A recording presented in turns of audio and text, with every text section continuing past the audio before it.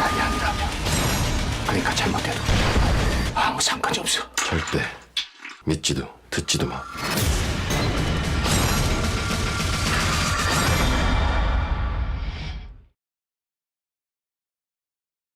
At the start of the film, a priest named Yong-soo is seen performing an exorcism on a possessed girl, Jeon. As Jeon begins vomiting blood, she asks Jong-soo whether he could end her life, questioning if he is afraid he won't go to heaven for killing. Despite her provocations, Jong-soo persists with his prayers. Jun then laughs with a sinister tone and says this poor girl believes him for being a priest. Jong-soo places a crucifix on her chest and applies a substance to her forehead, causing black smoke to emit from her mouth.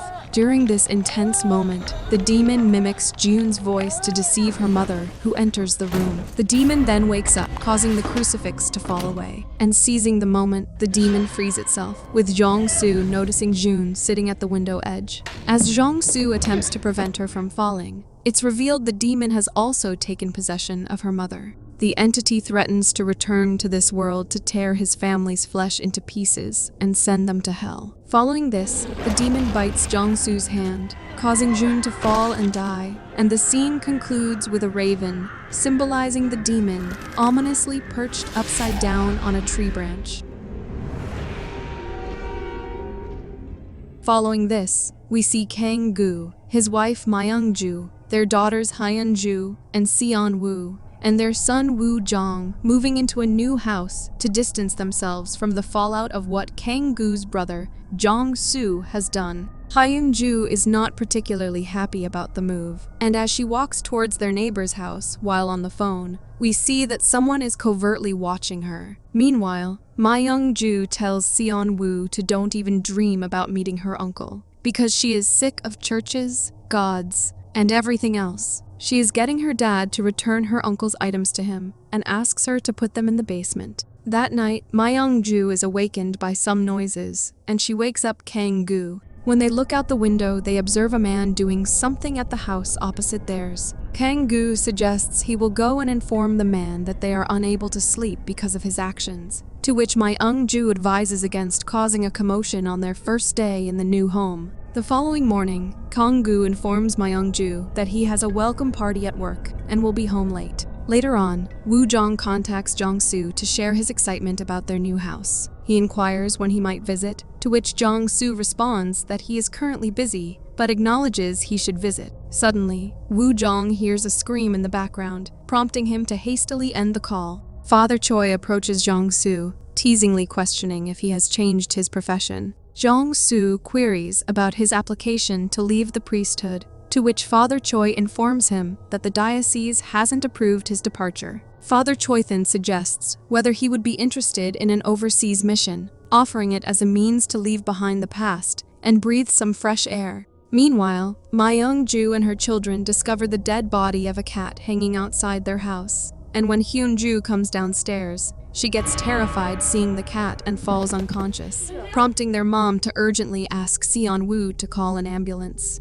Upon arriving at the hospital, Kang-gu is informed by Myung-ju that the doctor believes it must have been caused by stress related to the movie. Upon returning home, they notice that Woo-jong's chair has been damaged by their neighbor's truck parked nearby. Kang-gu tells his family to go inside while he decides to confront the neighbor. Despite Myung-ju's plea for him not to cause a scene, Kang-gu doesn't heed her advice and proceeds to the neighbor's yard. There, he encounters several unsettling sights that alarm him, including faces on a wall. Calling out to see if anyone is home and noticing the door is open, he cautiously enters the house, only to find numerous animal corpses and inverted crucifixes. The discovery terrifies him, and as he starts to leave, his neighbor appears unexpectedly from behind. Kang-gu introduces himself as the new neighbor and attempts to address the parking issue, but overwhelmed by fear, he quickly retreats. As the noises disturb them again at night, Myung-ju notices that Kang-gu seems lost in thought, and before he can say anything, Hyun-jo arrives and complains about the noise, and then Woo-jong and Seon-woo also come there. Kang-gu calls the police, prompting their neighbor to explain that he's simply making fabrics.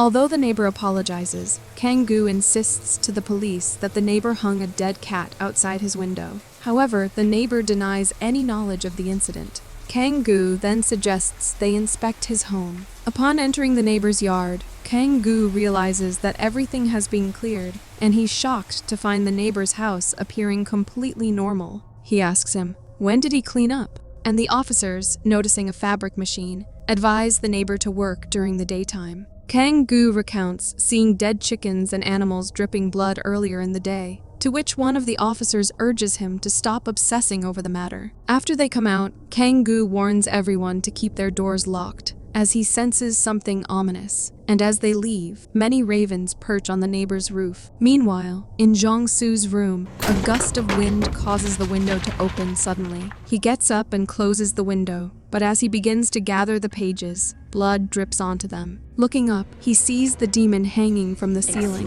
who tells him that his rage and tears will build it up, and his guilt will breathe life into its veins. It then erupts into laughter, and blood starts raining down in the room. As the demon lunges towards him, Jong-soo awakens from his sleep, realizing it was only a nightmare. On the other hand, someone pulls Hyun-ju's blanket, and assuming it's Woo-jong fooling around, she tells him to stop. However, when she receives no response, she attempts to sit up, but her father grabs her by the hair and forces her to lie back down. He then gazes at her and remarks on how his little girl has grown up. Hyun-ju gets terrified by his behavior and watches him leave the room. The next morning, Seon-woo notices a crack in their family photo, and as she enters the kitchen, she sees her mom chopping vegetables rapidly. She attempts to speak to Hyun-ju, but she shows no interest in talking to her. Kang-gu then joins them and appears entirely normal. However, upset by the events of the previous night, Hyun-ju angrily leaves the area. They all become alarmed when they notice Myung-ju eating food in a peculiar manner. Woo-jong tries the food but spits it out, finding it too salty. However, Myung-ju picks up the food and begins to consume it frantically, and tells him that it's not salty at all. Perplexed, Woo-jong asks Kang-gu what's wrong with mom, and suddenly, Myung-jong throws the plate from the table and confronts Woo-jong, berating him for daring to complain when she said it was fine. She unleashes a tirade of abuse towards him, causing Woo-jong to become terrified and burst into tears. Kang-gu asks Myung-ju what's wrong with her, but she storms off, leaving them all bewildered and concerned. We then see Jong-soo with Father Dean and discover that Jong-soo has volunteered for an overseas mission. Father Dean presents him with a necklace that belonged to June, revealing that her mother visited and expressed forgiveness. She apologized for spreading rumors and urged Jong-soo to let go and start anew. Jong-soo, staring at the bite mark on his arm, expresses his inability to let go, as he believes Jun died because of him. Later, when Kang-gu returns home from the office, he speaks with Myung-ju and realizes she appears completely normal. He questions her about why she scolded Woo-jong during breakfast this morning. Confused, Myung-ju responds, asking him what he means, as she had gone to meet Sejong. Meanwhile, as Seon-woo showers, she hears unsettling sounds and is startled to find Hyun-ju standing there. Hyun-ju questions if she is fed up with her siblings, urging her to kill them. Seon-woo is terrified by her behavior, but Hyun-ju smiles and leaves. Seon-woo then confronts Hyun-ju in her room, but she insists she was in her room the whole time and expresses relief that she is here. She shares her concern about their parents' strange behavior and recounts what happened with their father the previous night. But Seon-woo doubts her story. Hyun-ju mentions their mother's odd behavior in the morning and her belief that something is wrong. Suddenly, Kang-gu enters the room, appearing agitated. He grabs a paper cutter, demanding to know what accusations are being made against him. Before he can harm them, Seon-woo pushes him and tries to flee. However, they find Kang-gu waiting outside. He grabs Seon-woo by the hair and throws her down the stairs. And as Hyun-ju checks on her sister, Kang-gu approaches her, prompting Hyun-ju to flee to the kitchen. In the kitchen, Kang-gu searches for Hyun-ju and retrieves a hammer. Just as he closes in on her, Seon-woo's voice distracts him, allowing Hyun-ju to strike him with a pan. However, the attack has no effect, and Kang-gu begins to assault her. Only then do they hear Kang-gu calling their names and ask them what is going on. He comes upstairs and finds Seon-woo and Hyun-ju frightened and assumes they were fighting. Just then, Woo-jong comes there and they urge him to go inside. But in the meantime, their mother picks up the hammer and starts attacking Kang-gu, who is shocked to see this. Myung-ju then turns towards Seon-woo and begins attacking her, but Kang-gu intervenes and takes the hits. Kang-gu struggles to push her away, but she overpowers him and throws him away. And when he asks what's the matter with her, she leaves there walking on the broken pieces of glass and enters a room. Just then, Myung-jo comes upstairs and asks them what's going on. Kang-gu enters the room to investigate and gets startled to find that there is no one there. The next day, Jong-soo is in the church addressing the students. He explains that the devil often preys on those with pent-up anger because anger can cloud reason and breed resentment towards God. This emotional state leaves individuals vulnerable to the devil's influence. But the problem is, whatever it is and whatever purpose it serves, it uses and toys with humans and later destroys them. Later, Seon-woo calls Jong-soo and expresses concern about strange occurrences at their house. She passes the phone to her father, who pleads with Jong-soo for help. However, Jong-soo regretfully informs him that there's nothing he can do and reveals his plan to leave Korea that night. Disheartened, Kang-gu hangs up the phone, and Myung-ju blames Jong-soo for their troubles and their relocation to the problematic house. Angered by her accusation, Kang-gu retorts that it was her idea to move there, leading to a heated argument between them. Hyun-ju interjects and expresses that she too doesn't want Jong-soo to come here because what happened to that girl could happen again. Myung-jo and Hyun-ju decide to leave the house, but Jong-soo arrives. They share their concerns and inform him about the strange occurrences and their suspicious neighbor, to which Jong-soo suggests that they should all stay together for the night. Later, as Jong-soo approaches the neighbor's house, a strong wind begins to blow. Jong-soo prays, invoking God's protection, and the wind subsides. He then enters the neighbor's house and finds it exactly as Kang-gu had described. Suddenly, he hears a noise and opens a door, revealing a decaying corpse being devoured by rats. And it becomes apparent that the neighbor was Jun's father. The demon in the disguise of Jun's mother killed him, assumed his form, and had been living there to target Jong-soo's family. At night, while the family is asleep, Woo-jong wakes up needing to use the bathroom. He attempts to wake up his sisters, but when they don't respond, he heads to the bathroom alone. Meanwhile, in the hall, the demon takes on Woo-jong's form and tries to attack Jong-soo. However, its attempt is unsuccessful. The next morning, Jong-soo informs the family that he installed a CCTV camera in the house the previous night, revealing that something took the form of Woo-jong. He warns that it could target anyone next, emphasizing the necessity of performing an exorcism as the only solution. Assuring them that he won't be conducting the exorcism himself, Jong-soo explains that he has arranged for someone trustworthy to handle it. He then questions the absence of crucifixes in the house, to which Kang-gu explains that they haven't finished unpacking, and the crucifixes are stored in the basement. Hyun-ju volunteers to retrieve them. Jong-soo takes Kang-gu aside and reveals that the demon has assumed Seon-woo's form. He explains that he added holy water to their water, and Seon-woo was the only one who didn't drink it earlier. They will wait until Father Balthazar arrives, and he will have to keep an eye on her, because, for some reason, Father Balthazar asked him to pick him up at the airport. Later, when Jong-soo arrives at the airport, Father Balthazar questions his presence. Jong-soo mentions that he was asked to pick him up, but when Father Balthazar denies making such a request, Jong-soo realizes that he has been tricked by the demon. Meanwhile, Hyun-ju enters the basement to retrieve the cross, where she feels a presence. Suddenly, a powerful force pulls her into the furnace, trapping her inside, and then she is burned alive. As Jong-soo and Father Balthazar are on their way, their car is ambushed by a flock of ravens, resulting in them losing control and colliding in an accident. Here, Seon-woo says that she is going to help Hyun-ju, but Kang-gu tries to stop her and knocks her down. He then proceeds to restrain her by tying her to the bed, and Myung-ju questions his actions. He explains that, according to Jong-soo, Seon-woo is not their daughter. After some time, Myung-ju decides to check on Hyun-ju. However, just then, Jong-soo returns home. He enters Seon-woo's room and suggests to Kang-gu that they should postpone the exorcism. Perplexed, Kang-gu inquires about the reason, to which Jong-soo reveals that they were involved in an accident, and that only he managed to survive. Kang-gu asks him to perform the exorcism, but Jong-soo says he can't as a person has died because of him. However, when Kang-gu begs him to help Seon-woo and save his family, Jong-soo agrees, but warns them that the demon will mimic Seon-woo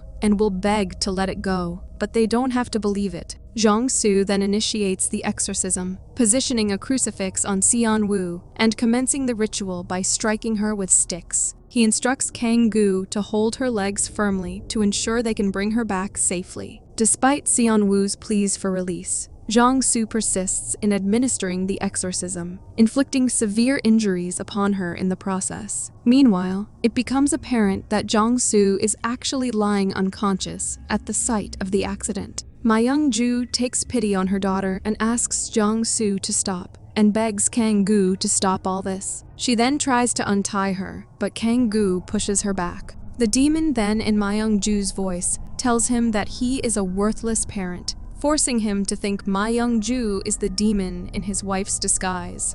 Mistakenly perceiving Myung-ju as a threat to their daughter, Kang-gu attacks her. In self-defense, Myung-ju strikes him with a bottle, prompting him to retaliate by throwing her against a wall, rendering her unconscious. Only then he sees Jong-soo laughing at him, and Kang-gu realizes that the entity before him is actually the demon, not the true Jong-soo. He moves to attack, but the demon throws him aside. As the demon closes in on him with the intent to kill, the real Jong-soo arrives and begins reciting prayers, causing the demon to stop and vanish from their midst. After the confrontation, they rush to the basement upon hearing Woo Jong's cry, and there they are struck with horror as they discover Hanju's lifeless body inside the furnace. Seon-woo then approaches them and asks her dad why he did this to her. Overwhelmed with guilt, Kang-gu accepts his mistake, and just as he moves to embrace her, Jong-soo employs a mirror to discern the true identity of the demon, before commencing with recitations of prayers to confront and banish it.